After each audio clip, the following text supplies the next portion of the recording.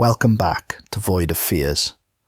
Before we jump into today's story, I've got to ask for a quick favour. If you could smash that like button, drop a comment below, and hit subscribe if you haven't already.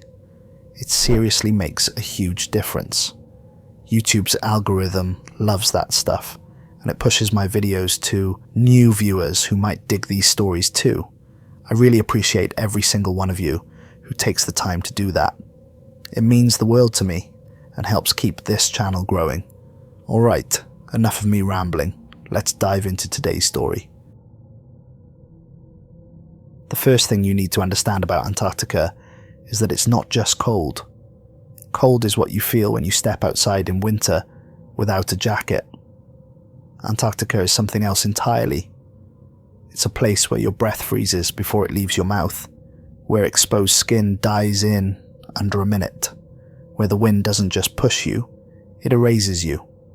After 12 years in Special Forces, I thought I understood extreme environments. I'd operated it in the Hindu Kush during blizzards, survived 2 weeks above the Arctic Circle, spent time in places so remote they don't appear on civilian maps. Nothing prepared me for what we found under the ice. My name is Staff Sergeant Elias Kade. I'm 34 years old, and before January 2024, I believed I'd seen the worst things this world had to offer. I was wrong. What we discovered in the McMurdo Dry Valleys wasn't from this world, and I'm not sure humanity was ever meant to find it. This is my account of what happened down there. I'm recording it because someone needs to know the truth, and because I don't think I'm going to make it out. If you're listening to this, then the people who classified this mission did their job. They buried the evidence, silenced the witnesses, and pretended none of it ever happened. But it did happen. And what's worse, what keeps me awake in this freezing darkness, is that it's not over. The mission briefing came on January 8th. I was at Fort Bragg, running a training course, when two men in suits pulled me out of the exercise and drove me to a secure facility I didn't know existed. They sat me down in a room with no windows, handed me a tablet, and told me I had 30 minutes to memorize everything on it. No notes, no questions, no copies. When the 30 minutes were up, they took the tablet back and asked if I understood the assignment. I said yes, but I didn't. Not really. How could I? The British Antarctic Survey had been running automated drone surveys over the McMurdo Dry Valleys for about 6 months. Most people don't realise that parts of Antarctica aren't covered in ice. The dry valleys are one of those places. Exposed rock and gravel, no snow, no vegetation. Nothing but lifeless terrain that looks more like Mars than Earth. The katabatic winds that pour down from the polar plateau are so powerful and so dry that they evaporate any moisture before it can settle. NASA tests their Mars rovers there because it's the closest analogue to another planet we have on Earth. 3 days before my briefing, there'd been a significant ice quake. Magnitude 6.2 centered under one of the glacial canyons at the edge of the dry valleys. The quake opened up a crevasse that hadn't existed before, and the survey's drones picked up something unusual coming from inside. Seismic readings, regular vibrations pulsing every 47 seconds, coming from deep beneath the ice. The frequency was too consistent to be natural. It sounded, one of the scientists said, like a heartbeat. But there was something else in the briefing that stuck with me, something they mentioned almost as an afterthought. In 1998, a Russian research team had been drilling ice cores near Lake Vostok, a subglacial lake that had been sealed under 2 miles of ice for 15 million years. They stopped drilling about 400 feet before they reached the lake. The official reason was environmental concerns, not wanting to contaminate a pristine ecosystem. The unofficial reason buried in classified files was that they'd found something in the ice, something they refused to talk about. 3 members of that drilling team disappeared during a storm. Their bodies were never recovered, the drilling operation was abandoned, and the site was sealed. The coordinates of that drilling site were less than 50 miles from where we were being sent. I flew out that same night, 17 hours to Christchurch, New Zealand.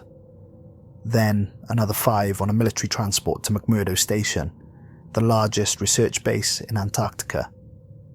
I didn't sleep. I kept thinking about those Russian drillers and what could have made them stop so close to their goal. At McMurdo, I met the rest of the team. 8 operators total, drawn from different countries' special forces units. This was being run as a multinational operation, which told me that whoever was in charge wanted to spread the responsibility around. If something went wrong, no single government would take the blame. Foster was Canadian, JTF 2, with a quick wit and 15 years of experience in Arctic operations. Trevor came from the British SBS, quiet, methodical, the kind of guy who checked his gear 3 times before every mission. Liu was Chinese Special Forces, fluent in 5 languages, and had more high-altitude experience than the rest of us combined. Walsh was Australian SASR, always cracking jokes even when the situation was deadly serious. The others were professionals, all of them chosen because they could handle extreme environments and keep their mouths shut. We also had 2 civilian scientists. Dr. Patricia Hammond was an American geologist who'd spent half her career studying Antarctic ice cores. Dr. Yuki Tanaka was a Japanese microbiologist who specialized in organisms that lived in extreme conditions. They were there to tell us what we were looking at once we found it. The mission parameters were straightforward. Descend into the crevasse, locate the source of the seismic signal, document everything, collect samples if possible, and extract within 2 weeks. Simple on paper. But I'd been doing this job long enough to know that the simple missions were usually the ones that went sideways. We spent a day at McMurdo checking equipment and running through protocols. The gear list was extensive: ground-penetrating radar, thermal imaging equipment, drilling tools designed to work in sub-zero temperatures, enough climbing rope to descend into pretty much anything, and weapons. That last part stood out. This was supposed to be a geological survey, but we were packing enough firepower for a small war. On the evening before we deployed, I found Dr. Hammond in the station's research library, going through old survey records. She looked worried. "Find something?" I asked. She hesitated, then pulled up a file on her laptop. "The British Survey has been monitoring this region for decades. The ice shelf here has been stable for thousands of years. But look at these readings from the past 6 months." She showed me a graph. Temperature fluctuations in the bedrock, small but consistent, like something was generating heat deep underground. And the seismic activity, it wasn't just the one big quake. There had been dozens of smaller tremors over the past half year, all centered on the same location, all increasing in frequency. "It's like something is waking up," she said quietly. On January 11th, we loaded into helicopters and flew to the site. The landscape below was otherworldly. Exposed valleys of rust-colored rock cutting between massive glaciers. No sign of life anywhere. Just stone and ice under a sky so blue it hurt to look at. Dr. Hammond told me some of those rocks hadn't been touched by liquid water in over 2 million years. The crevasse was obvious from the air. A black wound cut across the glacier, maybe 40 feet wide at the surface, with steam rising from it, despite temperatures hovering around minus 30 degrees. The pilot set us down about 200 yards from the edge, and the moment we stepped out, the wind hit us like a physical force. This wasn't normal wind. This was a katabatic wind. Air flowing down from the polar plateau at over 100 miles per hour. We had to clip safety lines between us just to keep from being blown across the ice. Dr. Hammond said these winds could reach 200 miles per hour, fast enough to strip flesh from bone. We approached the crevasse in a tactical formation. The edges were jagged and fresh. The ice shattered from the recent quake. I could see maybe 100 feet down before the angle changed and the walls blocked my view. That steam was definitely rising from below, which made no sense. There was no heat source down there. There shouldn't be. "Temperature differential," Dr. Tanaka said, reading from a sensor. The air coming up is warmer than the surface, about -5 degrees. Geothermal activity? I asked. Dr. Hammond shook her head. Not in this region.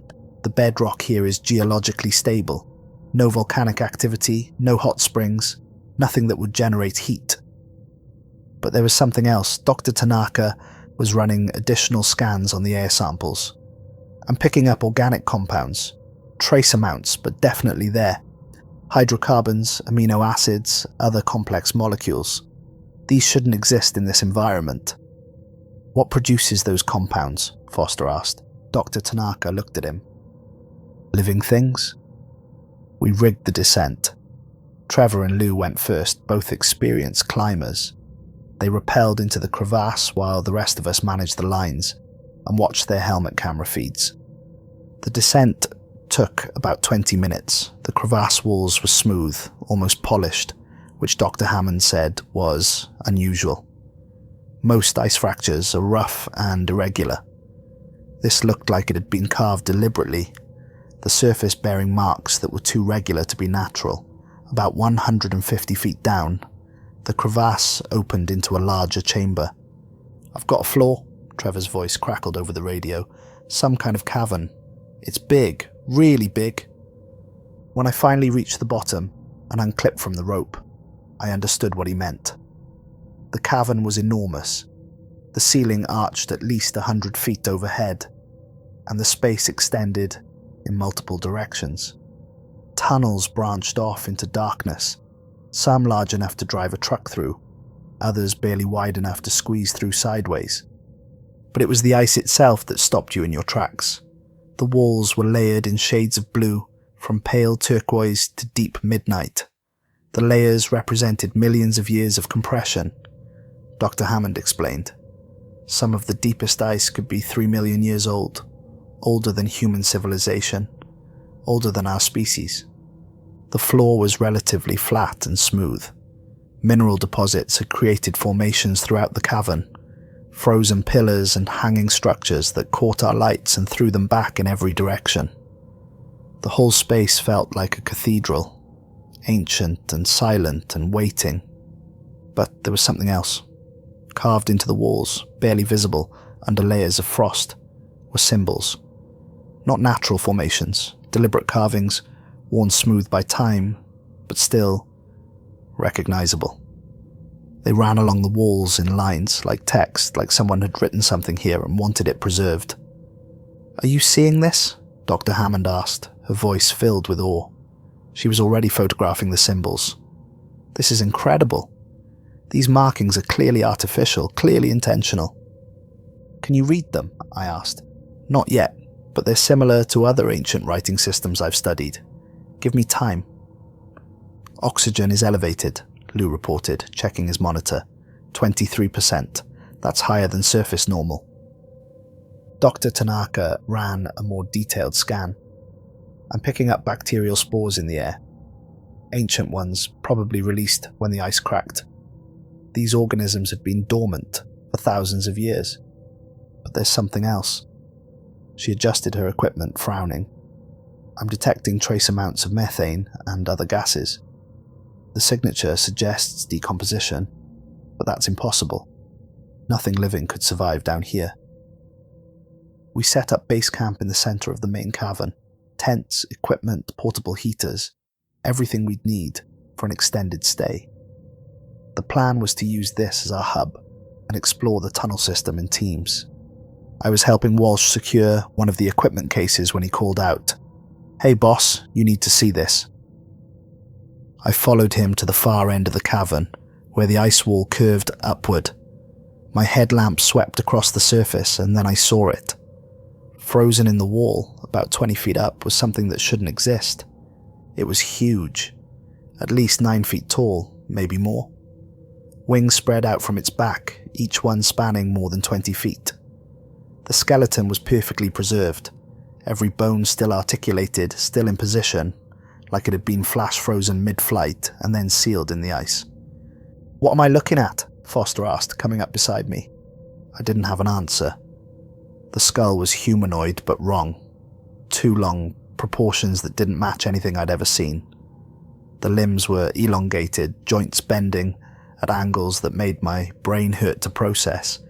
And those wings, they still had feathers attached. Not bird feathers. These were something else, calcified over time, but still retaining their structure.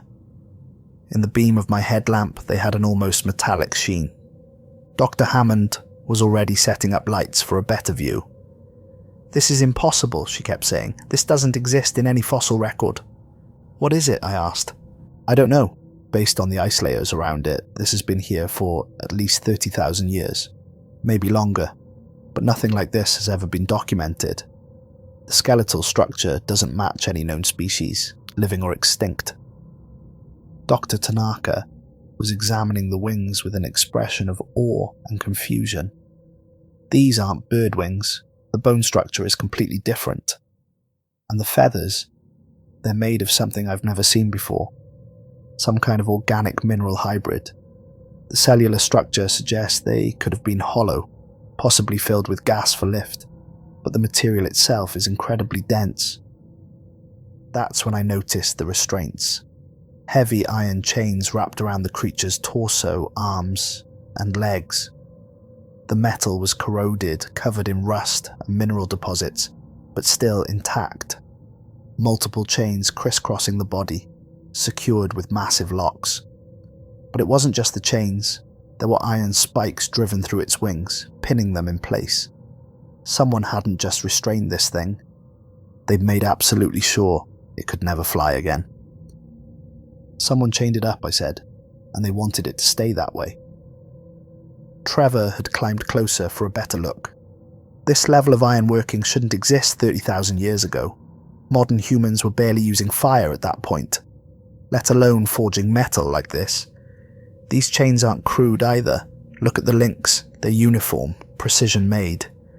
Near the base of the frozen figure, I spotted something else, a carved stone tablet partially embedded in the ice.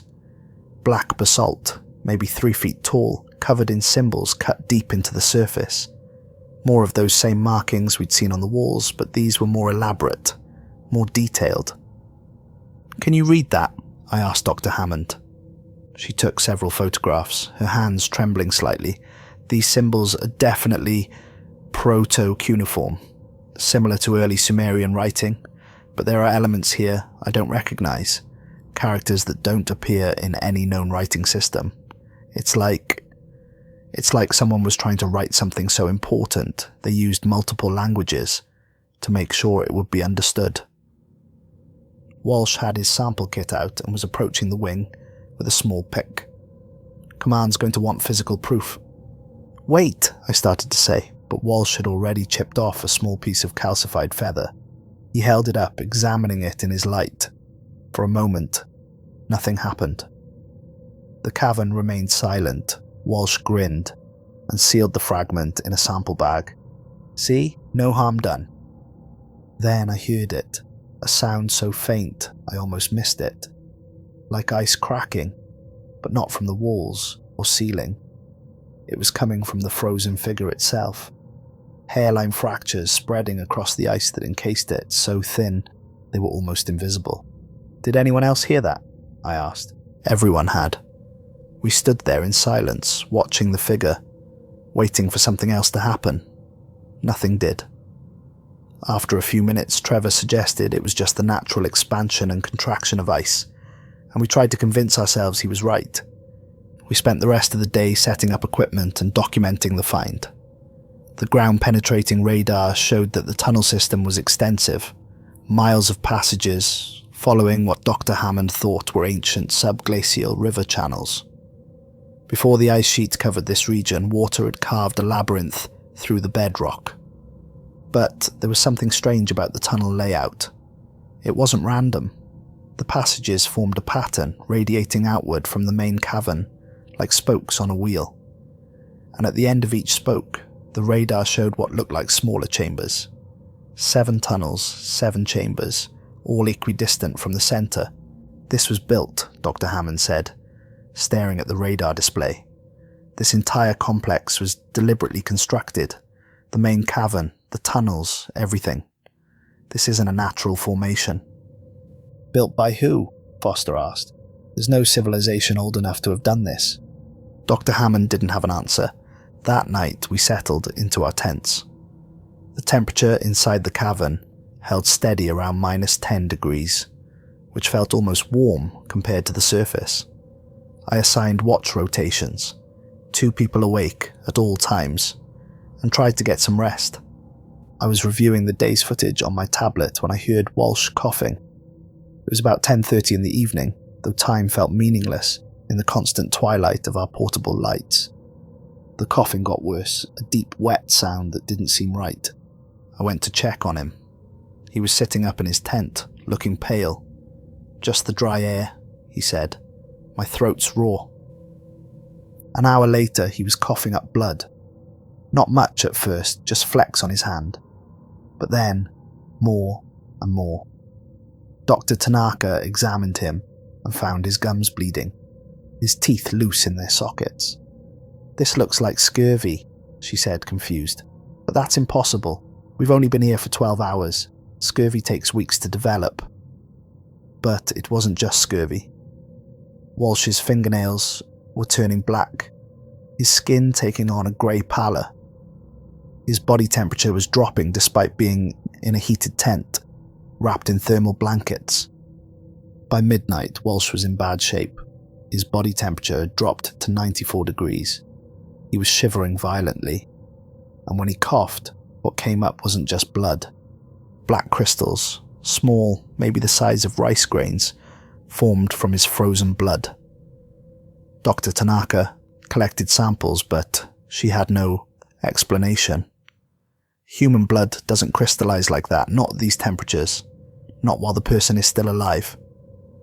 Walsh started talking in his sleep, muttering words in a language I didn't recognize. Dr. Hammond recorded some of it, ran it through translation software, but got nothing. The sounds didn't match any known language family. Then Walsh said something in English, clear as day. "It's not alone. There are seven sleepers. We found the first." "Walsh," I said, shaking him gently. "What are you talking about?" His eyes opened, but they weren't focused on me. They were looking at something past me, something I couldn't see. They flew before the flood. They fell before the ice. The 7 were cast down and bound in iron. The cold is the only prison that holds them. "Who told you that?" I asked. "She did," Walsh whispered. "The one in the ice. She's been talking since we got here. Can't you hear her?" I tried to radio McMurdo for medical guidance, but the communications were degrading. The signal kept breaking up, filled with static. When we finally got through, there was something underneath the transmission. Voices, faint but distinct, chanting in a rhythmic pattern. And the voices were reversed like someone playing a recording backwards. "You hear that?" Foster asked. Everyone did. But the voices weren't coming from McMurdo. They were coming from somewhere in the cavern. The temperature started climbing. Slowly at first, then faster. Within an hour, our thermometers showed -5 degrees. Then 0. Then +2. Inside a cavern surrounded by 3-million-year-old ice. "This is impossible," Dr. Tanaka said. "There's no heat source. The ice should maintain a constant temperature." At 2:30 in the morning, I heard something that made every hair on my body stand up. Wings. The sound of massive wings moving through the air, accompanied by a scraping noise like leather dragging across ice. The sound came from somewhere beyond our lights, echoing through the tunnel system. "Did everyone hear that?" Lou asked quietly. "We had." Foster grabbed his thermal scope and scanned the darkness. "No heat signatures. Whatever it is, it's the same temperature as the ice." The sound came again. Closer. Something was moving through the tunnels, circling our position. The acoustic sensors we'd set up to map the cave system were registering movement along the ceiling of the main cavern, directly above our camp. Then our lights started going out. Not all at once, but one by one, like something was moving through the camp and extinguishing them deliberately. We switched to helmet lamps and emergency lights, but the darkness seemed to be pressing in from all sides. Walsh died at 3:47 in the morning. His last breath came out as a plume of vapour so cold it crystallised instantly, forming tiny needles that hung in the air before falling like snow. His skin had turned blue-grey and his eyes were wide open, staring at something we couldn't see. Just before he died, he grabbed my arm with surprising strength and whispered, "She's hungry. They're all hungry. 30,000 years without feeding. Don't let them wake the others. Don't." He didn't finish. His hand went limp and he was gone. We wrapped his body in a thermal blanket and moved it outside the camp perimeter. I called for a mission abort and tried to get extraction, but communications were worse than before. We could hear McMurdo trying to respond, but the words were distorted, overlaid with that reversed chanting that seemed to be getting louder. "We need to leave," Foster said. "Now." I agreed. But before we could start packing, Dr. Hammond came running from where she'd been working on the tablet translation. "I decrypted it," she said out of breath. "The symbols on the basalt. I know what they say." She showed us her tablet screen. The translation was rough but readable. In the time before ice, 7 fell from the sky like stars cast down in judgment. They were the watchers, the teachers, the ones who broke the covenant. For their transgression they were bound in iron and buried in the deeps where the sun does not reach. The cold is their prison, the ice their tomb. Break the chains and they will feed. Wake them all and the gate opens. The cold is the only prison that holds. We stood there in silence, the meaning sinking in. This wasn't a fossil. It wasn't some ancient creature that had died and been preserved by chance. It was a prisoner. Something that had been deliberately chained and buried under miles of Antarctic ice, hidden away where it would never be found. Locked in the one environment where it couldn't escape. 7, Trevor said. Walsh said there were 7. The radar showed 7 chambers. The other sites, I said, thinking about the Russian drilling operation near Lake Vostok. They're not random, they're prisons. All of them. "We need to go," Foster repeated. "Right now." We started breaking down the camp, moving fast. That's when someone noticed Dr. Hammond and Dr. Tanaka were missing. They weren't at their tents, weren't with the equipment. We did a quick search and Lou found them in a side tunnel, about 100 yards from camp. They were dead, both of them standing upright, encased in clear ice from the feet up. Their eyes were open, faces frozen in expressions of absolute terror. The ice around them was perfectly smooth, like they'd been submerged in liquid glass that had instantly solidified. But the temperature in the cavern was above freezing. Ice shouldn't form like that. It shouldn't form at all. "This isn't possible," Foster said. But it was worse than that. Carved into the ice wall beside the frozen scientists was a symbol, fresh like it had just been made. The same symbol that appeared on the basalt tablet, the one Dr. Hammond had translated as hunger. The sound of wings came again, much closer, from the main cavern, from the direction of the frozen figure. I grabbed my rifle and led the team back toward camp, moving tactically, weapons ready. The frozen figure was still embedded in the wall, but the ice around it was cracking. Not from heat or impact, the cracks were spreading outward in straight lines, like the ice was being cut from inside by something precise and deliberate, and I could see now what we'd missed before. Those weren't random cracks. They were forming symbols, the same ancient writing that covered the walls. A deep hum filled the cavern, so low you felt it more than heard it, vibrating through your chest and skull. The sound was coming from inside the frozen figure, resonating through the ice. Our equipment started failing. Lights flickering, radio static. The radar screen showed something impossible.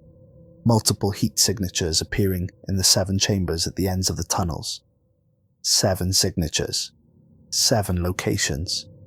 All of them waking up at the same time. "Move," I said, "now." Trevor and Foster grabbed essential gear. Liu was already pulling the emergency rope lines. We were going to climb back up that crevasse and get out, mission be damned. The ice wall exploded, not gradually, all at once. Thousands of pounds of ancient ice detonating outward in a cloud of crystalline fragments. The frozen figure crashed onto the cavern floor, chains trailing behind it, chunks of ice scattering in every direction. I watched its chest rise, a single breath after 30,000 years. The eyes opened, not white, not milky. They were silver, reflective like mirrors, and when they looked at you, you saw yourself reflected back, saw every fear and weakness laid bare.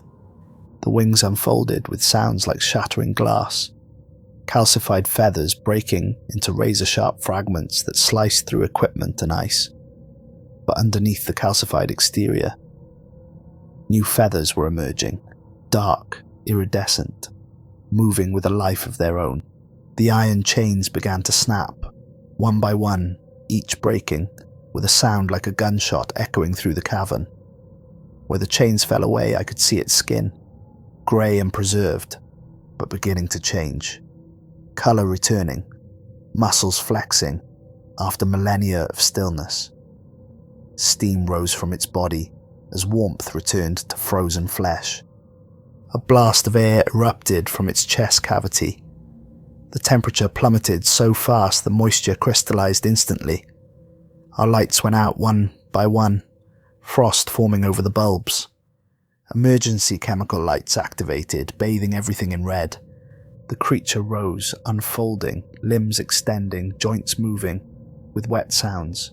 Those wings spread to their full span, tips scraping the ceiling 40 feet above. It turned its head toward us, movement too smooth, too controlled. Those silver eyes locked onto our position, and I felt something in my mind. Not words, not thoughts, just hunger. Ancient, endless hunger. Foster opened fire. Tungsten core rounds designed to penetrate armor. They hit center mass. I saw the impacts crack its skin, saw dark fluid leak from the wounds. The creature flinched, and for a moment I thought we might have a chance. Then it smiled. Not a human smile, something else, a predator's expression, almost pleased that its prey was fighting back. The wounds began to close, flesh knitting back together right before our eyes. "Run!" I screamed. We scattered into the tunnels. No formation, no tactics, just pure survival instinct. I grabbed Lou and Trevor and headed for the largest passage, one that the radar had shown led deeper into the system. Behind us, the sound of wings and something else. Claws scraping on ice, and that voice, that presence in my mind, whispering things I didn't want to understand. The tunnels were a nightmare maze, ancient river channels that twisted and branched, sometimes opening into chambers, sometimes narrowing until we had to squeeze through sideways. We navigated by helmet lights and instinct, looking for any route that might lead back to the surface. The creature was behind us. I could hear it, not flying, but crawling along the walls, and ceiling, using those two long arms to pull itself forward with terrible speed. Where it touched ice, frost spread instantly, leaving white streaks against blue, but it wasn't just chasing us. It was herding us. Every time we tried to turn toward the surface, it would appear ahead of us, forcing us deeper into the labyrinth. Trevor fell behind. His thermal suit had been shredded by ice fragments, and he was slowing down. I tried to go back for him, but Liu pulled me forward. "We can't help him," Liu said. Trevor's scream echoed through the tunnels, short and sharp, then nothing. I looked back and saw him suspended from the ceiling, wrapped in the creature's arms.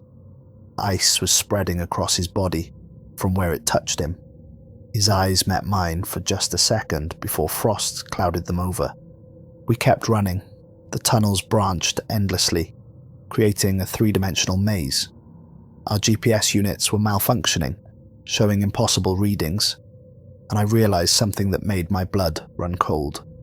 We were moving in a spiral, a pattern. The creature was driving us toward one of those 7 chambers the radar had detected. Liu stopped to take a shot when the creature appeared behind us. The muzzle flash lit up the tunnel, and I saw it clearly for one horrible moment. Wings folded tight against its body, face turned toward us. But it wasn't the face that terrified me. It was what was behind it. 6 other figures moving through the tunnels, emerging from those chambers, breaking free from their own prisons. The vibrations, the warmth. It hadn't just been waking itself up. It had been waking the others. The creature exhaled in our direction. Liu's rifle froze solid in his hands, coated in ice thick enough to jam the mechanism completely. The moisture in the air crystallized into a fog bank between us and the creature. We ran harder, faster, until my lungs burned and my legs felt like they might give out. I don't know how long we ran. Time lost all meaning in the darkness. Every second stretched into eternity, every turn potentially leading to a dead end. Foster found us somehow. He appeared from a side tunnel, his face cut and bruised, gear hanging in tatters. "They're everywhere," he gasped. "All 7 of them. They're coordinating, working together. This isn't just a hunt. It's something else." Liu checked his GPS. We're directly below the original crevasse. There's a vertical shaft about 100 yards ahead. If we can climb it, we can reach the surface. "That's 1,000 feet of ice chimney," Foster said, "and those things are still down here." "You have a better idea?" I asked. None of us did. We gathered what equipment we had left and moved toward the shaft.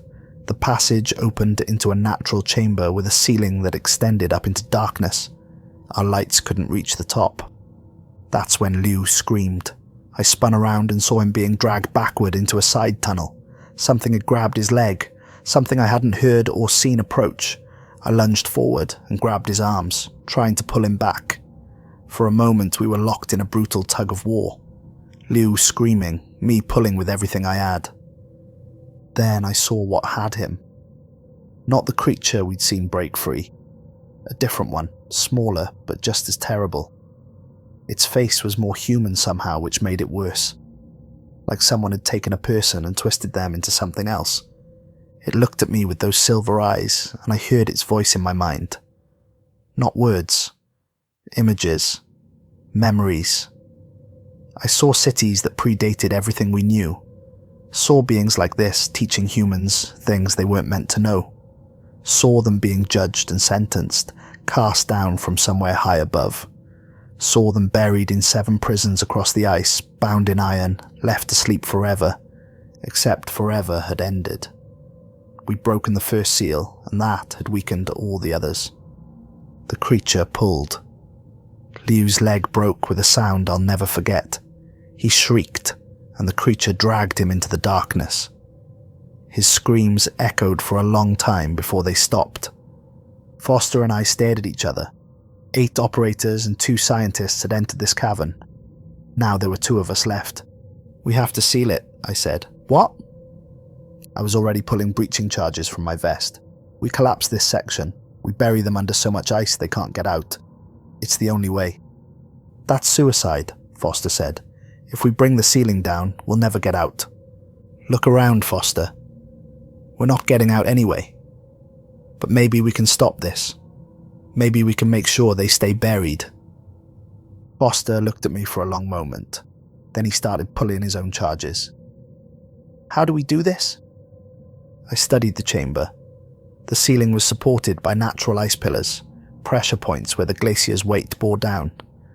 If we could collapse those supports in the right sequence, the whole section would come down. All 7 chambers, all 7 tunnels, everything sealed under millions of tons of ice. We placed charges along the main support structures. Foster rigged them with a remote detonator. 30-second delay once activated. "You should climb," I told Foster. "Get up that shaft. Once you're clear, I'll trigger the charges." "And you'll what? Wait here to die?" "Someone has to make sure it detonates. If I climb with you, they'll reach us before we get high enough. This way, I guarantee it works." Foster looked like he wanted to argue, but he knew I was right. He gripped my shoulder once, hard, then started climbing the vertical shaft using the anchors we'd placed. I watched him disappear into the darkness above. Then I turned back to the chamber and waited. They came about 10 minutes later. Not just one. All 7 of them emerging from different tunnels surrounding the chamber. They moved slowly, deliberately, like they knew I had nowhere to run. Those wings dragged behind them, leaving frost trails. When they were about 30 feet away, they stopped and all rose to their full height simultaneously. 9 feet tall, each one slightly different from the others, but all terrible. In the same way, the first one, the one we'd found frozen in the wall, approached closer than the rest. It looked at me with those silver eyes, and I felt its presence in my mind again. Not hostile now, almost curious. I saw what it wanted to show me. The truth. They weren't demons or monsters. They were older than that. They'd been teachers once, watchers sent to guide humanity in its early days. But they'd broken rules, shared knowledge that wasn't meant for humans, taught us things that pushed us too far, too fast. For that transgression, they'd been judged and punished, bound and buried in the ice, in 7 prisons scattered across Antarctica, left to sleep while humanity either destroyed itself with their knowledge or learned to survive without them. But the prison was never meant to be permanent. It was meant to hold until humanity had evolved enough, matured enough to handle their return. The iron chains were set to corrode over time. The ice was always going to melt eventually. They were meant to wake up, just not yet. Not for another 1,000 years. We'd broken the cycle early. By finding them, by breaking that first piece of the wing, we triggered the awakening before humanity was ready, before we could understand what they really were. The creature reached out one hand toward me, not threatening, but offering, showing me one more vision. I saw the future it wanted. The 7 of them free, teaching humanity again, advancing our technology, our understanding, pushing us towards something greater. But I also saw the cost, the hunger that came with their awakening, the price they'd demand for their knowledge. They'd been asleep for 30,000 years. That kind of sleep changes you, twists you. What they'd been before and what they were now weren't the same thing. "No," I said out loud. The creature tilted its head, almost surprised that I'd refused. I held up the detonator. "You're going back to sleep." For a moment, none of them moved. Then the creature in front of me opened its mouth, and I heard its voice. Not in my mind this time. A real voice speaking a language that was older than any human tongue. But somehow I understood it anyway. The cold cannot hold us forever. There are others who know we're here, others who will come looking. You've already announced our presence to the world above. Breaking the seal sent out a signal. A pulse that reached every research station on this continent. They'll send more people, they'll dig deeper, and eventually they'll set us all free. "Maybe," I said, "but not today." I triggered the detonator. The creature lunged forward, impossibly fast, but not fast enough. The charges had a 30-second delay. I dove to the side as it reached for me, rolled and came up running toward the vertical shaft. Behind me, I heard all 7 of them moving, wings scraping against ice, that presence hammering in my mind, trying to stop me, trying to freeze me in place. I reached the shaft and started climbing, hand over hand, using the ice screws Trevor and Lou had placed, pulling myself up as fast as my exhausted muscles would allow. Below me, I could hear them coming. Not climbing. Flying. The shaft was wide enough for their wings. 20 seconds left. I climbed faster, ignoring the burning in my arms, the screaming in my lungs. My helmet light showed the shaft extending upward, but I couldn't see the top. Couldn't see Foster. Couldn't see daylight. 15 seconds. Something grabbed my ankle, ice-cold fingers wrapping around my leg, pulling me down. I kicked hard, felt my boot connect with something solid. The grip loosened, and I pulled myself up another 10 feet. 10 seconds.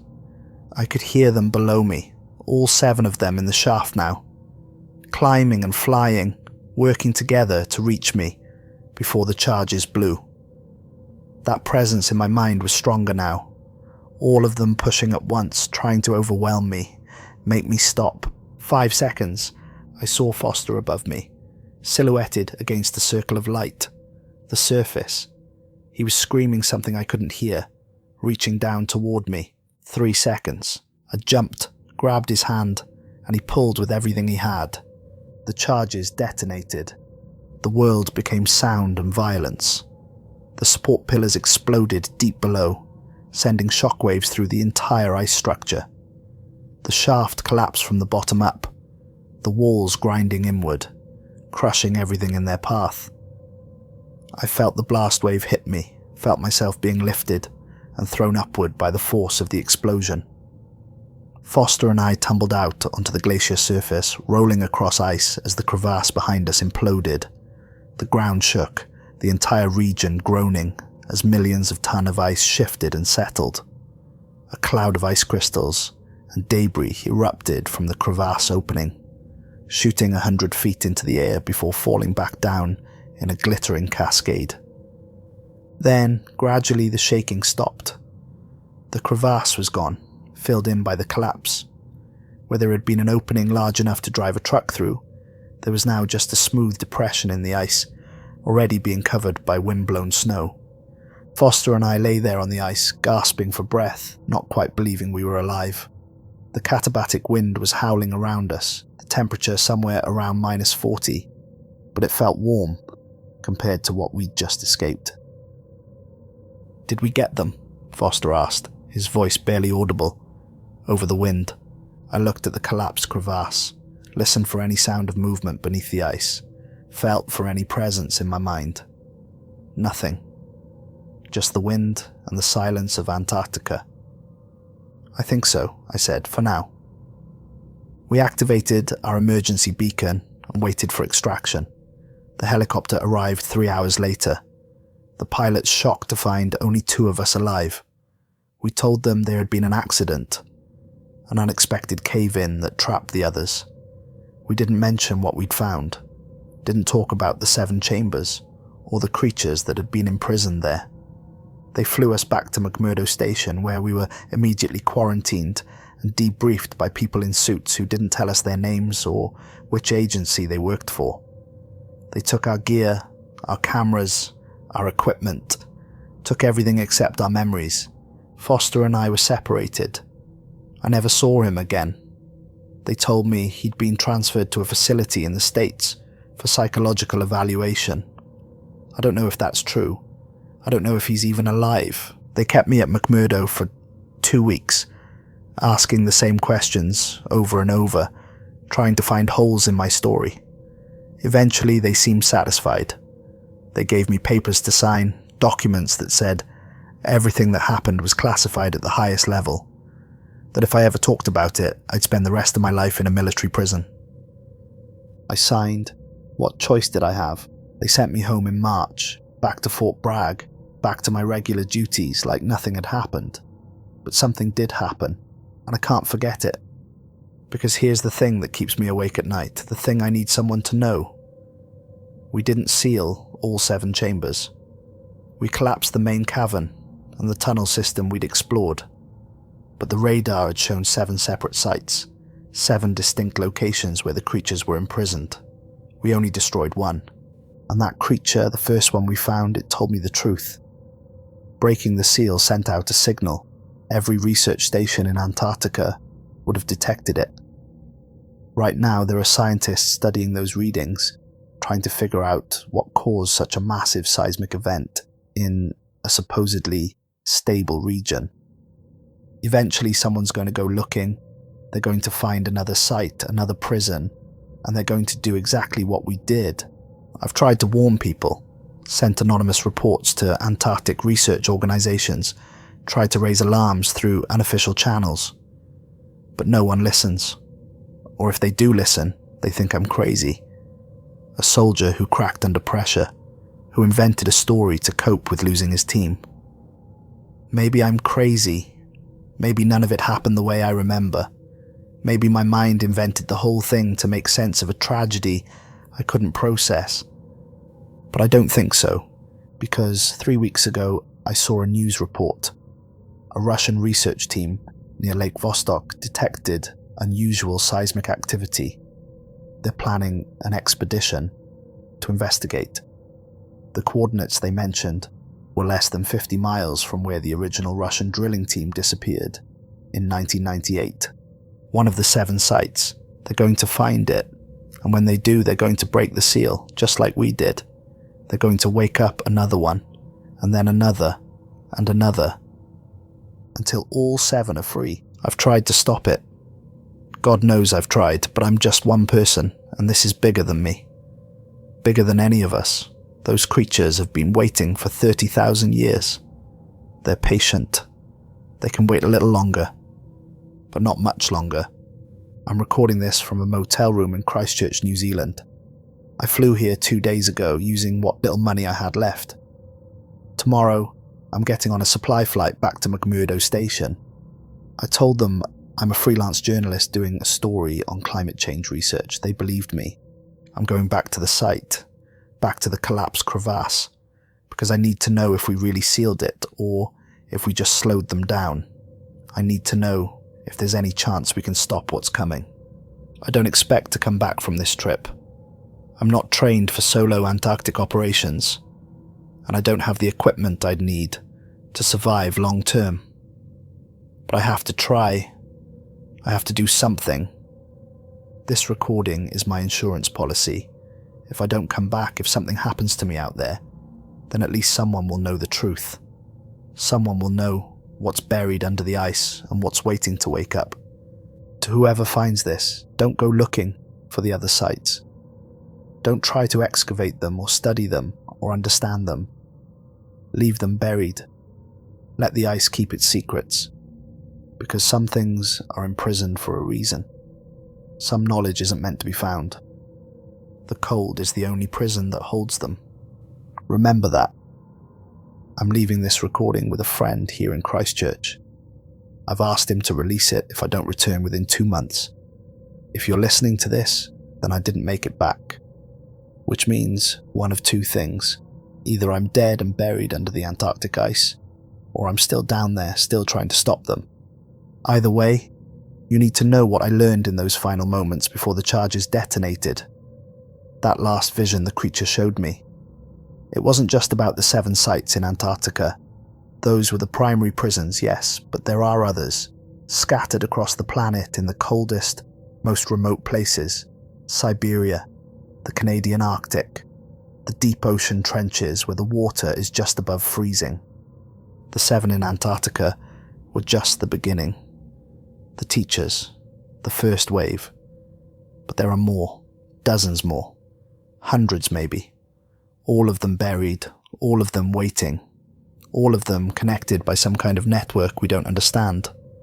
And the melting has already started.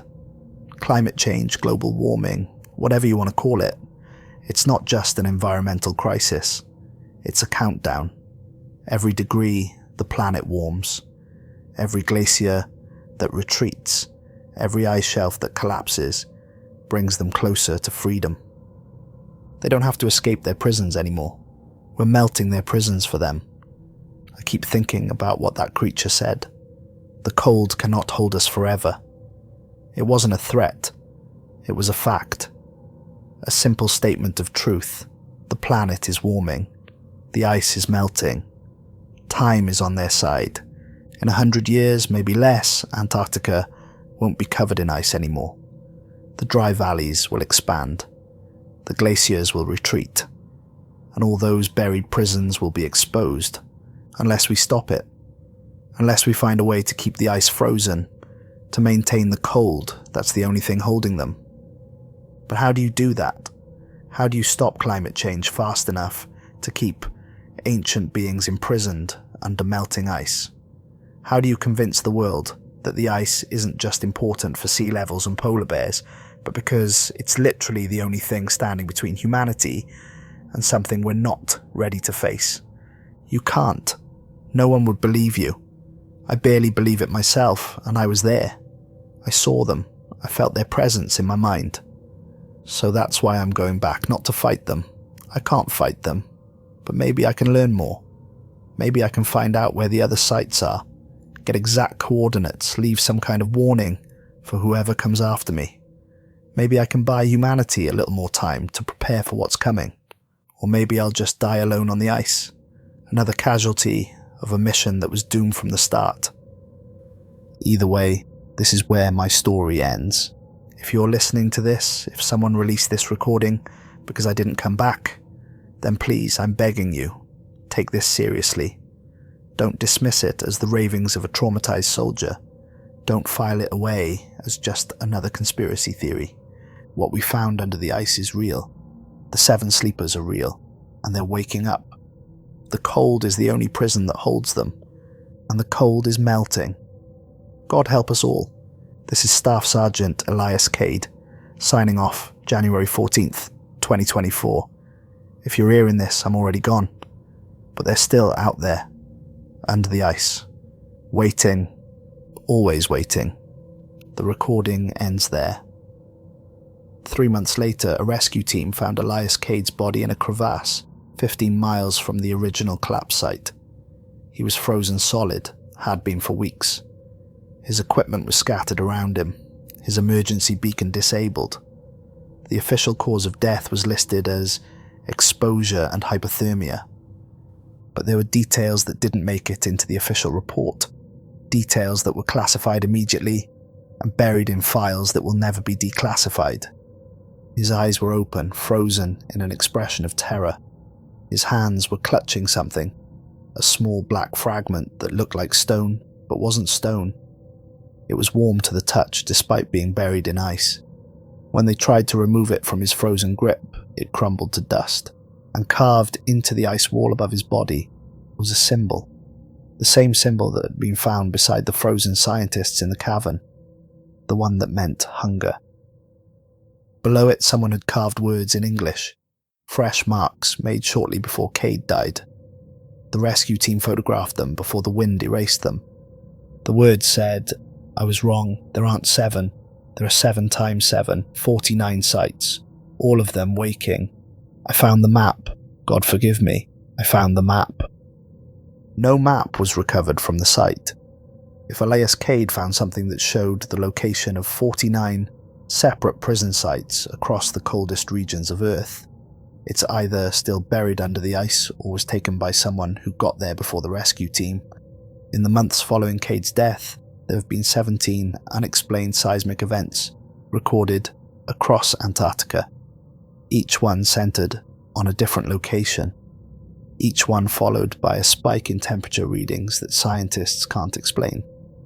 Research teams have reported unusual findings at multiple sites, structures under the ice, cavern systems that show signs of artificial construction, symbols carved into subglacial rock formations. And in 3 separate locations, researchers have reported finding what they describe as biological samples of unknown origin. All 3 research teams were immediately evacuated. All 3 sites were sealed and declared off-limits for future exploration. No official explanation was given. The global temperature continues to rise. The Antarctic ice sheet is melting faster than any model predicted. At current rates, some scientists estimate that major portions of the continent will be ice-free within 50 years. 49 sites, 49 prisons, all of them waking up, and we have no idea what's going to happen when they're all free. The cold is melting, the seals are breaking, and humanity is running out of time to prepare for what's been sleeping under the ice for 30,000 years. This is the story of Staff Sergeant Elias Kade, and what he found in Antarctica. This is the warning he died trying to deliver. The question is, will anyone listen before it's too late?